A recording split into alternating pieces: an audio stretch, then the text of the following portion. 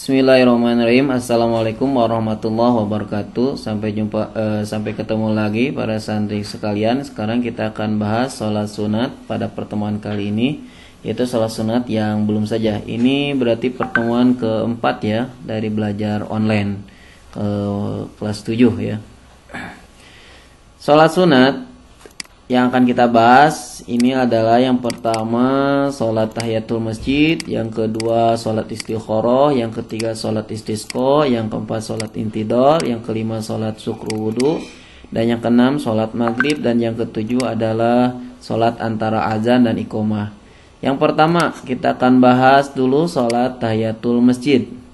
Sholat tahiyatul masjid ini adalah sholat sunat mu'akkad yang dilakukan saat memasuki masjid dengan 2 rakaat sebelum duduk dalam rangka menghormati masjid. Adapun dalilnya kita bisa baca, idza dakhala ahadukumul masjida fala yajlis hatta yusolliya rak'ataini. Apabila seseorang daripada kamu masuk ke masjid, maka janganlah duduk sebelum ia sholat 2 rakaat. Kemudian yang selanjutnya adalah sholat istikharah. Sholat istikharah adalah sholat sunat ghair mu'akkad dengan 2 rakaat yang dilakukan dalam rangka meminta pilihan terbaik dari Allah. Misalkan ketika kita mendapatkan kebingungan untuk memilih sekolah melanjutkan kemana, misalkan ke SMP atau ke pesantren, maka kita bisa melaksanakan sholat istikharah, meminta sama Allah dipilihkan mana yang terbaik buat kita. Adapun dalilnya bisa kalian baca, ini hadisnya. Ini menceritakan bagaimana Rasulullah itu mengajarkan para sahabat untuk melaksanakan sholat istikharah seperti halnya Rasulullah mengajarkan Al-Quran. Ini hadisnya. Kemudian adapun doanya, kita bisa membaca doa ini setelah kita selesai sholat istikharah. Kalau sholatnya seperti biasa saja, sholat istikharah, sholat biasa 2 rakaat. Allahumma inni astahiruka bi ilmika wa astaqdiruka bi qudratika was'aluka min fadlika azim fa innaka taqdiru wa la aqdiru wa ta'lamu wa la alamu wa anta alamul ghuyub. Allahumma in kunta ta'lamu anna hadzal kamu sebutkan apa kebutuhan kamu, khairul li fi azali amri wa azalihi. Atau bisa ditambah juga au fi dini wa ma'asi wa akibati amri faqdur huli wa yasir huli summa barik li fihi. Allahumma in kunta ta'lamu annahu syarruli fi dini wa ma'asi wa akibati amri. Kemudian kamu sebutkan masalahnya apa, fasrifni anhu waqdur li khairu haitsu kana summa raddini bi.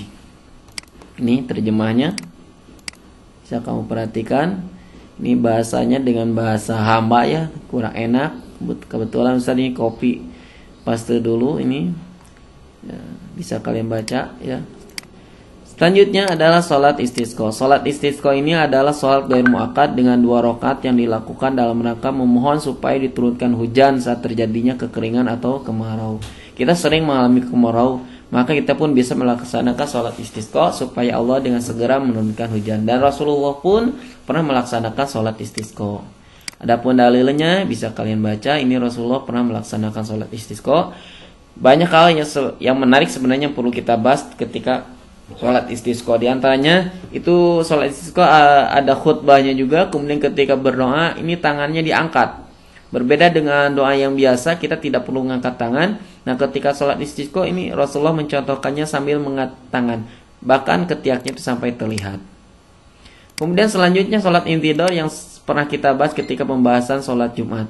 Ya, ini adalah sholat sunat yang dilakukan ketika sambil menunggu khatib naik mimbar. Artinya belum sholat Jumatnya. Ini bisa dilaksanakan 2 rakaat dan bisa diulang-ulang. Sebagian ada yang mengatakan bahwasanya sholat ini adalah sholat mutlak. Kenapa? Karena tidak dibatas jumlahnya. Kita bisa melaksanakan kapan saja.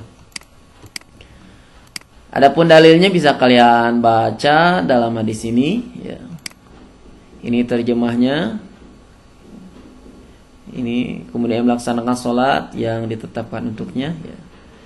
Nah, kita lanjut saja, yaitu sholat syukru wudu. Sholat syukru wudu ini adalah sholat syukru wudu ada sholat sunat ghair mu'akkad yang dilakukan dengan 2 rakaat setelah berwudu. Adapun dalilnya bisa kalian pelajari di sini dibaca ya, mulai hadisnya maupun terjemahnya baca sendiri ya. Nah, selanjutnya ada sholat qoblal maghrib. Ini adalah sholat sunat ghair muakkad dengan 2 rakaat yang dilakukan sebelum pelaksanaan sholat maghrib setelah azan maghrib dikumandangkan. Ini hadisnya bisa kalian pahami. Di sini ada kata lafadz liman sya'a, bagi orang yang menghendakinya, maka dikategorikan ghair muakkad. Dan harus dipahami bahwasanya sholat qoblal maghrib berbeda dengan sholat rawatib. Ya, meskipun sama-sama dilaksanakannya beriringan dengan sholat fardu, tapi qoblal maghrib bukan sholat rawatib yang hukumnya sunnah muakkad. Ada juga yang menyebutkan bahwasanya sholat qoblal maghrib termasuk sholat rawatib tapi ghair muakkad, ya sama-sama saja. Ya, yang pasti harus dibedakan ya antara qoblal maghrib dengan qoblal duhur. Kalau qoblal maghrib ghair muakkad, kalau qoblal duhur itu muakkad. Selanjutnya yang terakhir adalah sholat antar azan dan iqomah. Ini hadis yang disanadkannya sholat sunat antar azan dan iqomah. Kita bisa melaksanakan antara azan dan iqomah misalkan ketika waktu isya, sambil menunggu jamaah belum komplit semuanya, kita bisa melaksanakan sholat sunat 2 rakaat.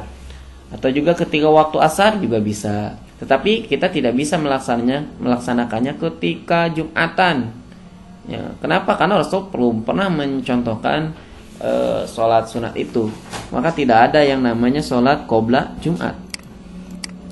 Ini saja dulu dari Ustaz. Ini refleksi buat kalian. Tolong kamu tulis kembali pengertian sholat sunat yang dibahas dalam kertas ya. Maaf, maksud Ustaz ditulis kembali pengertian sholat sunat yang dibahas di dalam kertas. Kemudian fotonya kamu foto hasil tulisan kalian, kemudian kirim ke WA grup kelas masing-masing. Jangan ada yang japri. Setelah itu tolong kamu hafalkan dalil disyaratkannya sholat tahiyatul masjid saja dulu ya. Itu saja dulu deh Ustaz. Assalamualaikum warahmatullahi wabarakatuh. Jangan lupa refleksinya dikerjakan ya. Ustaz tunggu maksimal pengiriman sampai jam 1 siang.